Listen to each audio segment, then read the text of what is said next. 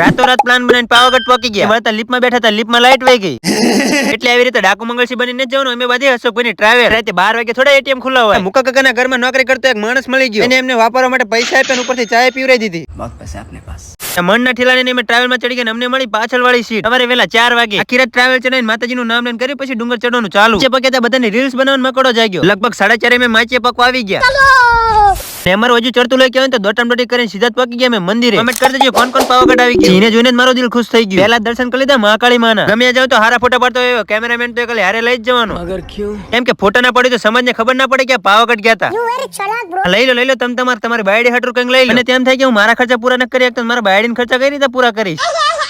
બધાને વિકેટ પડી ગઈ. બધા કે લીપમાં બેસી જાવ. પેલા મને ચેક કરી લો. 5 કરોડ રૂપિયા હારે લઈને જ આવ્યો હું. અમારા માટે વીઆઈપી ડબ્બા એને પૂરી દીધા બધાને ડબ્બામાં. આવતો અત્યારે સ્ટેચ્યુ ઓફ યુનિટી નો પણ એ કાલે. એટલે અમે લીપમાં બેસી ગયા.